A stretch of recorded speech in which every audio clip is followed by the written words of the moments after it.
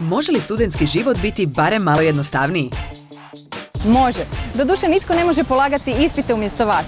No što se financija tiče, Zagrebačka banka i njezina Student Lepeza mogu puno toga. I to za samo 5 kuna mjesečno. Uz ostale pogodnosti u Student Lepezi dobivate putno osiguranje u inozemstvu. Odličan je osjećaj znati da među ostalim imate pokriće medicinskih troškova i pravnu pomoć. Sa Student Lepezom doista možete otići bilo gdje. Dovoljan je jedan telefonski poziv servis centru i svaka nezgoda koja vas može zadesiti na putu bit će riješena najbolje što se može. U Student Lepezi su svi računi koji vam mogu zatrebati za primanje honorara, redovitih primanja ili novca koji vam šalju roditelji. A za putovanje u inozemstvu dobro će doći devizni račun.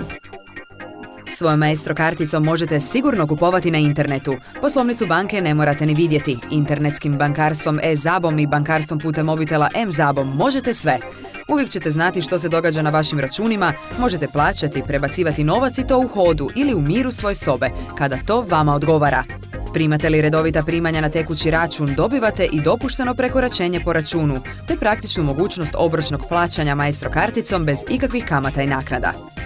Uzmite osobnu indeks i ugovorite zabinu Student Lepezu u najbližoj poslovnici. Da, studentski život može biti jednostavniji i sigurniji i to za cijenu samo 1 kave mjesečno.